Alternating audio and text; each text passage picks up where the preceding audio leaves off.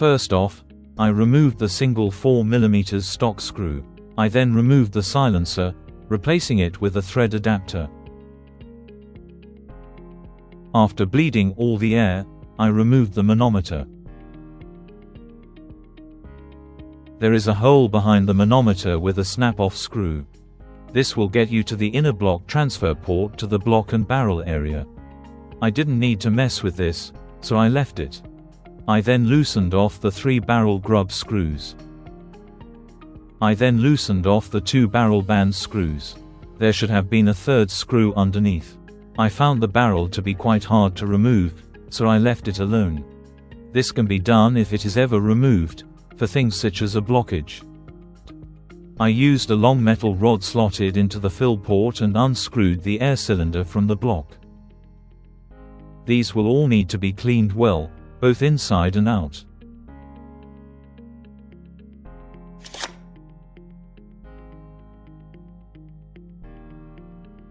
I noticed the valve head had come loose, which may have been the problem of the leak in the first place.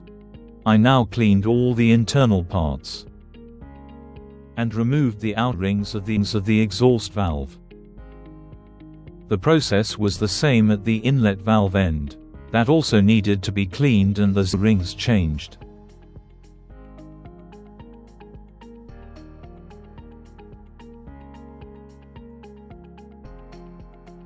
This also had an internal ring at the seat of the valve. That needed replacing on the inside of the valve. After cleaning both inlet and exhaust valves, it was time to put the rifle back together. I glued the exhaust valve threads, so that it wouldn't come loose again. After putting the rifle back together and filling it to 200 bars pressure, the rifle now seemed to be holding air.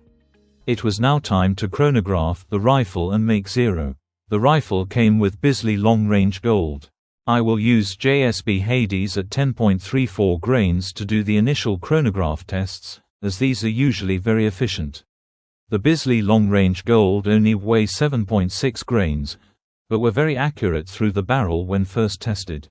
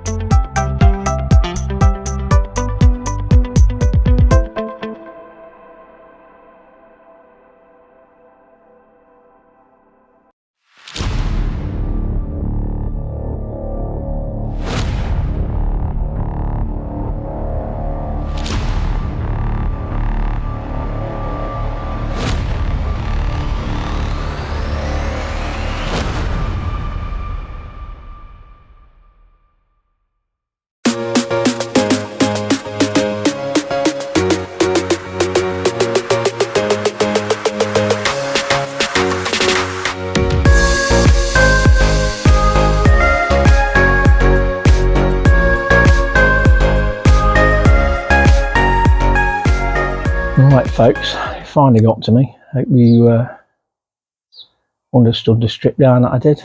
Did it in photo format so it'll be a bit quicker.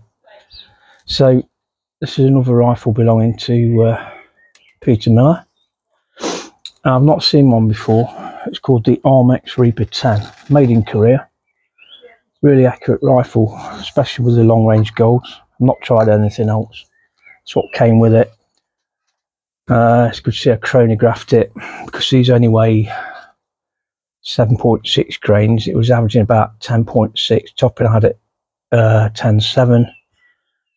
with the JSB Hades at 10.34, which is probably the most efficient pellet down any barrel.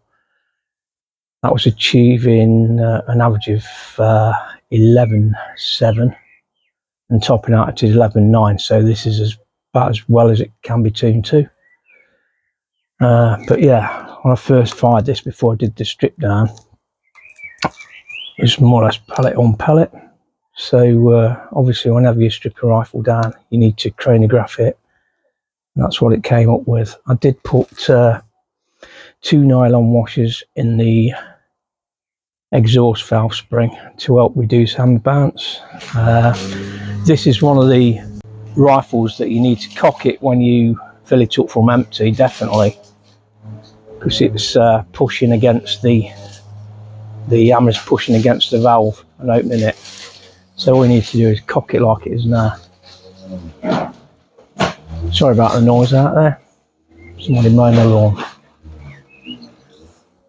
But yeah, nice stock on this, thumb hole stock, right hand stock, and it's got a thumbs up position or wrap around if you want it to be.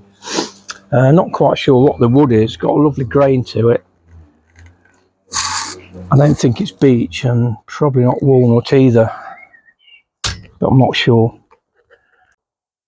The actual silencer on it is a Armex QIS silencer. Scope on it is the MTC first focal plane. I think it's 3x12, maybe 4x12.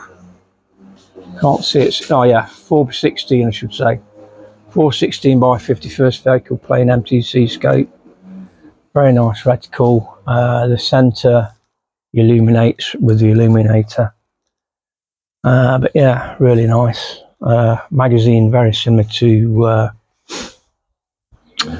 probably a Wyrack, also similar to some of the Atson ones, but made out of alloy. Cycles really well, no misfeeds or anything. That's about it. I didn't take the barrel off.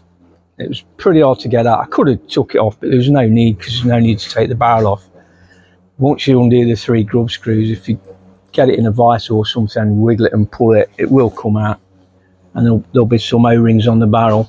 But unless you get something like a really bad feed where you've got multiple pellets in the barrel, that's the only time you need to bring it off to pull them out, push them out. But that's about it. Side lever cocking.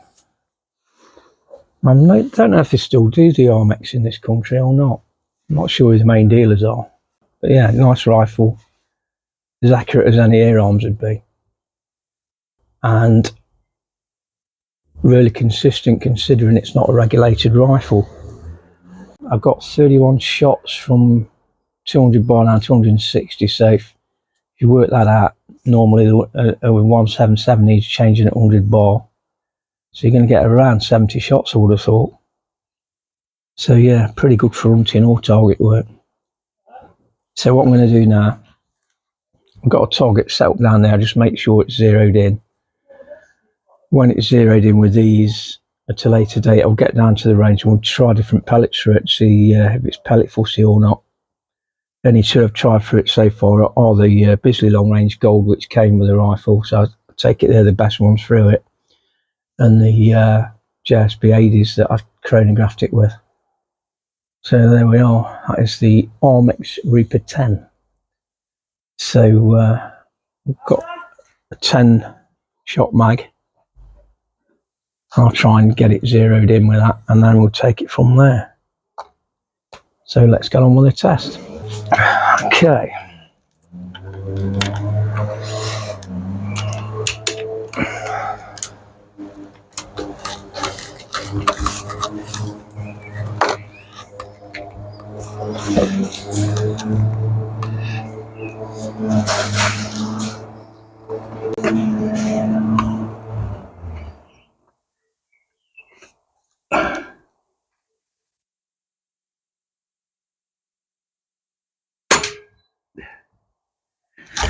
One went slightly high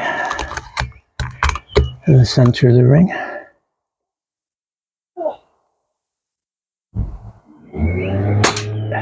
Right through the same hole. Okay, so pellet on pellet.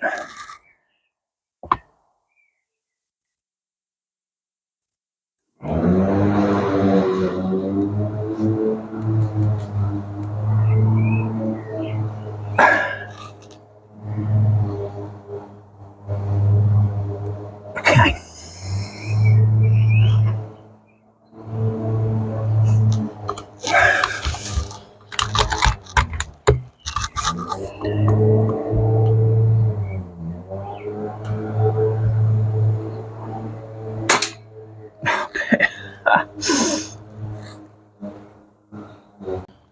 Split the difference.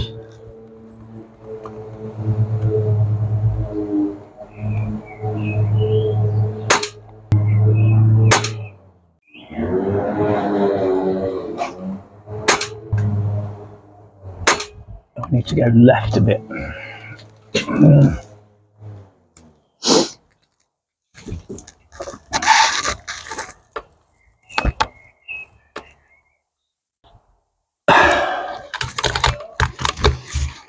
Right. Try the top left.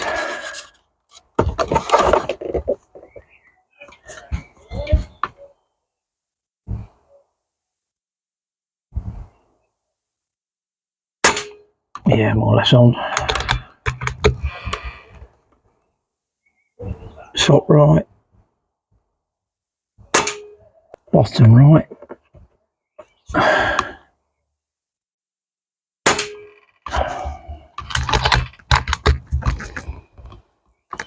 Bottom left.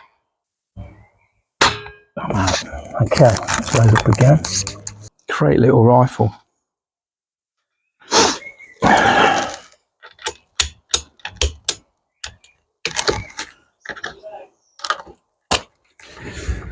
Okay. Yeah, it's going where I'm aiming. Okay, what I'm going to do, I'm going to go for between the top two targets.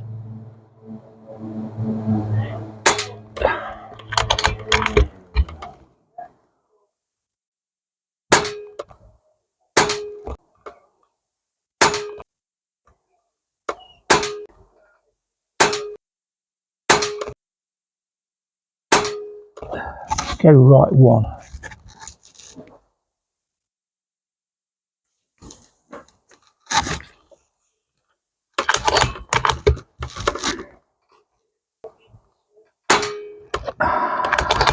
That bottom left target,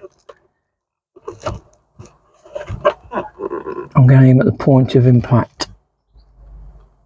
Oh, mad. Bugger me. Right, let's make this the last mag.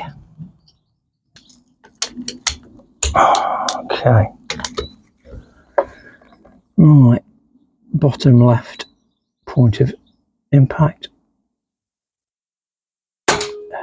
Straight through the same hole up.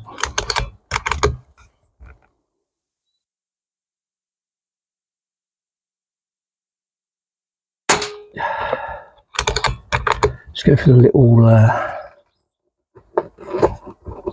man at the bottom, the green man.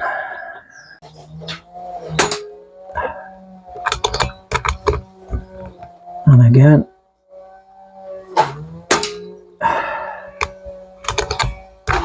The one on the left between the eyes. Oh, that went to the right. I saw that one.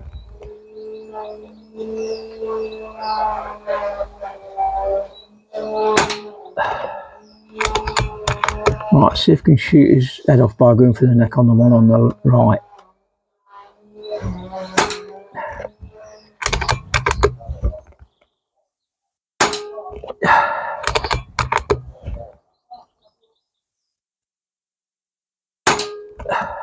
Can see the holes appearing in it.